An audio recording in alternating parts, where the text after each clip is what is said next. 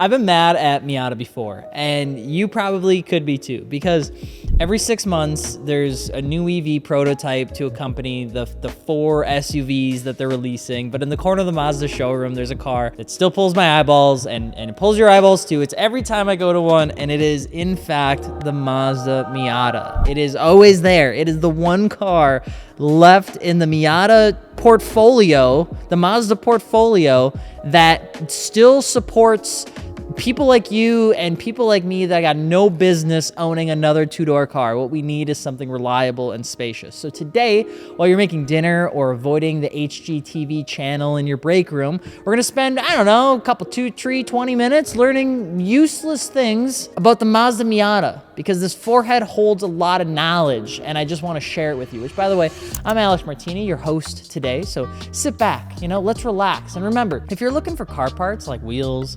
suspension, performance, Mod Car Martini works, okay? Our team knows the community unlike any other company. We love helping people mod their cars, or in this case, the Mazda Miata. But the first thing that you may not know about that beautiful two-door roadster thing was that it was actually more of a US-based sports car than it ever was meant to be a Japanese-made sports car. Let me explain. So if you go all the way back to the late 80s, early 90s, the US involvement of the Mazda Miata was huge. It was in fact so huge that a lot of people would say the whole story and development of the car began with a memo from the US Mazda team talking about how do you make a sports car and what is a sports car. This was coming off the cliff of the 70s, where a lot of manufacturers were trying to make sports cars, and they essentially failed. What had happened is they were fantastic cars in the 70s, but they had this really big issue known as reliability. Things like Alfa Romeo and Triumphs and even MGs were fantastic cars to drive, but for some reason or another, they kept breaking down on the side of the road so badly that sports cars, particularly convertibles, got a really bad name to them.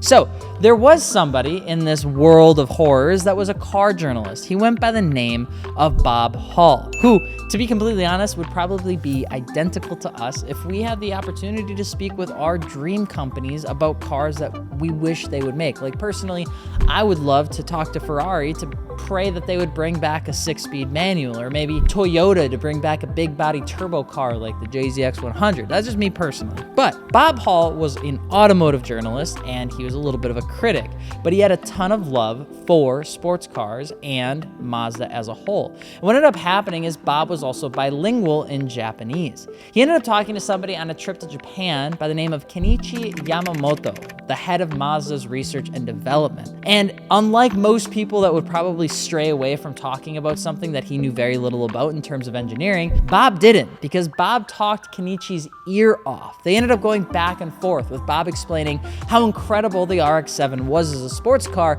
but because of its reliability issues, just like its predecessor, it was going to end up failing similarly as the British sports cars had in the United States, like the Triumph, which was a really common thing. Unfortunately, Kenichi and Bob didn't always see eye to eye. They fought a ton. And in terms of like somebody in the journalism space complaining about a car, it actually wasn't seen as being that serious. But the thing is Mazda did end up developing a sports car, because Bob wasn't just committed as a journalist, he actually wanted to be a part of it. He wanted to help. He wanted to sketch it and show it and explain how a front-engine, rear-wheel drive, soft top could do it with the Mazda nameplate, because Mazda could make a reliable car. So the story. With enough journalistic sauce, Mazda didn't end up developing a sports car, and the Miata would almost end up failing like 16 times between the ideation and it actually becoming a car in the United States. Now, Haggerty actually did a really good piece on the Miata, and you should watch that. We'll put it in the description below if you're like maybe your post-dinner snack. But that video also included somebody who was super important, and their name was Tom Matano, who was an automotive designer for the Miata, who equated the design of the Mazda Miata to a pair of running shoes. This is actually really important too, because the entire ideology of the Miata came from Tom and Bob and the rest of like key people that weren't really super involved at the beginning, but ended up pouring all of their love into what the Miata became. You see, the Miata was intended to be a basic running shoe, simple to put on, effective, kind of smelly as it gets older, and just something you keep forever. Some of that was true, okay? And there was a rear-engined Mazda Miata concept that was being made in this same conversation that almost made it. You see, the reason Tom Matano said that the Miata needed to be a running shoe was because Miata Japan wanted to make it a mid-engined rear-wheel drive car, kind of like the competitor of what would ultimately be on the same road of the Toyota MR2, which Mazda was pretty jealous about, let's be honest. Instead, the front-engine rear-wheel drive that was borrowed from the British bit of the world with the Mazda standard 4-cylinder engine, the reliability was going to actually set this thing apart. That's why it came front-engined rear-wheel drive. Now, number 3, in the 70s, there was a time where people traded in their Porsche 911 to buy a 1972 Datsun 240Z. It was a car that was nimble, reliable, cheap, fun, something that seemed almost non-existent unless you spent huge amounts of money on a P car. You know, Nissan had changed that in the 70s. The 240Z was an iconic car that I think needs its own video. And shortly after that, Nissan dealerships actually found themselves doubling the price of the Datsun cars to handle the demand. I think they ended up going up for $5,000 instead of the $2,500 price tag that they were initially supposed to be sold for. Now, the Mazda Miata was almost the same thing. You see, after the company tried to shut down the car altogether because none of the departments could actually agree on it at all. Like, the sales team didn't think it could sell because it had the stigma of it being a convertible, you know, soft top, slow car. The Japan team didn't think it would sell in Japan at all because it didn't have the heritage it needed and it couldn't be competitive against Toyota. And so almost nobody inside of Mazda actually really wanted or thought the car would be successful. The problem was that Mazda was already so far in that they had to keep going no matter what. So when they developed a prototype, they wanted to get in front of a case study as soon as they could. They ended up producing one and they shipped it to California, which, number 4, turns out, wouldn't you know, everyone frickin' loved this car. Everyone loved the Mazda Miata. Okay, so here's this fun little thing. Mazda looks at how many faces a car can make, okay? In terms of from the front, they take pictures of it and they kind of see how does the silhouette of the car look. And over time, Mazda, whether this is proof or not, had said that most Mazdas have a facial expression count of like 80. The competitors, other people in the marketplace say that they have a 50. Now, this is some random made up number, but some of it's probably marketing and some of it's probably true. But Mazda said that the Miata had 260 faces that it could be photographed with when lighting was given to the happy headlights, which is why most people, when it came to that control group, when they reviewed the car, said it looked happy. But the case study of people looking at the non-branded car, they loved this thing. Most people actually thought it was a Porsche at the time, and they estimated the price to be anywhere from 40 to 50% higher than what Mazda was going to list it at. It was actually so good that they started getting offers to buy this thing almost sight unseen without even knowing what the car was. Everybody just thought it was the definition of a good vibe. All right, done with that. We all know about the past. We know the NA was good. Okay, the car as of now, though, in its newest incarnation, even though we give it hell because it's still the same tried and true recipe, it's still following the same thing as before. It's still cheaper when you account for inflation than the 1991 Mazda Miata when it came out in its year. And that's because Mazda has not changed the recipe of this car, and I don't think they ever will. The whole goal was to be cheap, fun, lightweight, rear-wheel drive. And when you look at the price of a new Mazda Miata, sure, it looks expensive when you compare it to the used market, but new for new, it's hard to beat, and everyone loves the Miata. Everyone. Number 6, when the car did debut, the Miata was actually likened to a car called the Lotus Elan, a car that it was beautiful. Lotus made gorgeous cars. It just wasn't very reliable. The Elan, however, had everything going for it that the Miata was almost seen as its successor. People that didn't know that it was a Mazda actually thought the Miata was just a new Lotus. At 2,200 pounds, the only time this car broke the mold away from what the Elan did, which was in the second generation, the Mazda Miata came out with a turbo version, which I actually owned, and it was absolutely incredible. But even then, when they went into the NC, they took that away from the Miata because it took away from its cheap, affordable, easy to use, refined driving experience, which I think is lame, but I get it. Number 7, Miata is derived from the old German word for reward. You might know this, but what you may not know is that the MX simply refers to Mazda Experiment, and the 5th denoted the model in the series. A lot of times, Mazda's been known for doing this with some of their older names, and until they got boring with some of their other stuff, almost all of Mazda's cars have a very cool name history and why they call it what they do. But the Miata was akin to feeling like a reward when you drove it, which goes into the next thing. The rewarding driving experience had some pretty unique technology to actually make it feel that way. And this is coming from a car that was supposed to be very basic, but how they made it feel incredible was really simple. Like the fact that the NA version had a design element that essentially was just a brace from the front of the car frame directly to the back, and it stiffened up the car, particularly in droop and in suspension movement, that it made it feel very connected. It stiffened up the car, and you didn't actually gain any weight from it. It actually allowed them to take out other pieces of the car needed for bracing that they didn't need anymore. And this was just a very simple thing. If you look underneath a Mazda Miata and NA, you'll actually see it right next to the drive shaft. Now, number 9, the car was so successful that nearly like that, you know, the one kid on TikTok that gets one viral video then just repeats it until it gets old. That's what Mazda did with this car, except I don't think it ever got old. The whole reason, well, not a fact as much as it's just a legacy thing, is that even though it had additions, like every generation of Miata had a little bit more power, a little bit more tech, a little bit more this, you know, the NC and its power retractable hardtop was really, really cool. The ND having Sky Active technology, I remember watching like Super Bowl commercials when I was a kid, and I thought Sky Active technology was the coolest thing in the world. This car has still, no matter what it's introduced, have been really small things because it always wants to stay true to what it was meant to be, which is a fun sports car. I don't know if Mazda could do it any other way. I don't think they could change up this recipe and still be successful. Number 10, the success was awesome. There's over 1.1 million Miatas that have been sold since the 90s, with anything before 99 being owned by hardcore racing enthusiasts or people that love Surikawas. But the NA and NB Miata is actually really well received. And Mazda and the Mazda class, I think the SCCA actually just opened up another class for Mazda Miatas. Specifically, I think it's their NC generation. Hopefully it drives down the NA, but it probably won't. Now, number 11, for people that actually love modifying these, there's a few cheat codes I've found, particularly with the NA and the NB. Okay, so the NAs, in terms of like a wheel fitment setup, you're gonna have to run really small stuff. I really like 15x7 plus 35s. Koenig has that size if you're looking for wheels.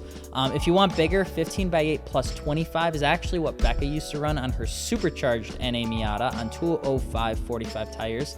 The 15x8 is a King Enki RPF1 spec, and I think it looks absolutely awesome. Plus, it's super light. It really fits into the Miata MO. If you go with something super heavy with this car, just keep in mind you slowed out the car down tremendously because there's not any power on these platforms to begin with. Next thing I can say, the suspension is really easy to play with, but don't go cheap. A lot of used Miatas on the marketplace for some reason are running just the biggest dog water coilover suspension brands, and it's like the whole point of the Miata is to be a really visceral driving experience, and if you want to keep that, or if you want to bring that back, I'd recommend going with something like BC Racing coilovers are a great entry level. Otherwise, you can jump up to Fortunatos if you plan to track your car quite a bit. Now, the 12th fact, biggest mistake everyone makes with these cars is overbuffing it. I actually made this mistake when I used to flip Mazda Miatas when I was in college to pay for my college tuition.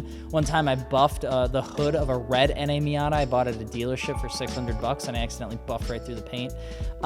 So it's a single stage paint, so be super light. The single stage paint on the NA Miata is a perfect example to use like machine glazing or just a nice fine polish. I haven't actually, I think, buffed a car since that moment. By the way, it is a fun little rumor and fact that 7-inch headlamps that are commonly known as Jeep lights do fit on the Mazda Miata. They actually also fit on the Datsun platform. Number 14, the NA Miata gets all the love. We know it, but all Miatas are absolutely awesome. There actually was a term pretty constantly used in the development of the Miata, and that was the term called Jinba Itai.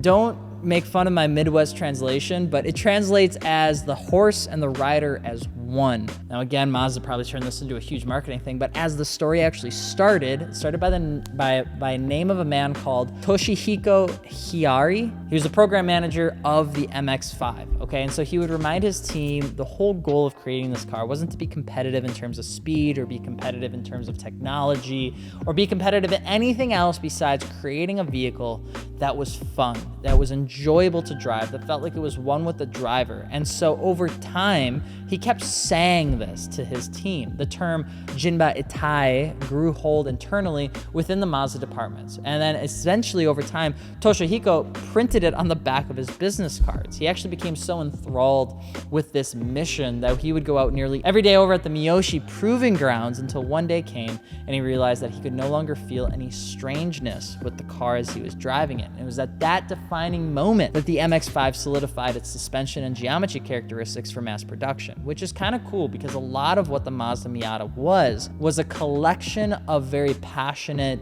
engineers and designers and program managers. It was still designed with some technology and some computers and things like that. But the reason I think the Miata feels so soulful is because it was built with soul. That's the whole thing that makes the Miata such a blast. Now, the 15th fact is that the person who called this car the cure for depression was none other than Jeremy Clarkson. Nearly 15 years later, when he went on to review the next Mazda Miata, which was an ND, I think it was in 2016 or 2017, he gave it another 5 stars, calling it an engineering gem and probably a bit more of an attack rabbit. That was kind of a fun one. I actually really enjoyed that.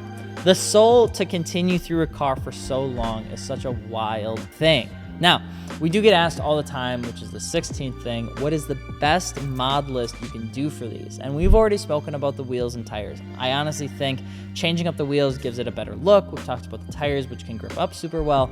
Coilovers are gonna be really, really great, but we just got our hands on EBC yellow stuff pads, and they're on the site now as well. We can actually give you a really good bite that you'll love, because as you start to drive this car more, it really does depend on the driver inputs to get this car to do the maximum it possibly can. It's not like it's not like a tech-savvy car. It's not an R8, you know, it's not a Z where it's gonna correct you when you make a mistake, but it gives you this huge range of drivability that you can really learn with. Oh, by the way, a K&N intake is obviously a really solid one. You can get a MagnaFlow exhaust if you want. There's a bunch of different brands, but the K&N intake's maybe $180, and the Borla exhaust like $700. So the exhausts are actually really affordable because there's not a whole lot of metal to them. Now, number 17, speaking of mods, Mazda doesn't really frown away from that stuff. The MX-5 Cup car is built just in like 2023 is insane. Mazda is one of those brands that they are quite literally everywhere when it comes to grassroots racing. Last time we checked, there are over 260 cars built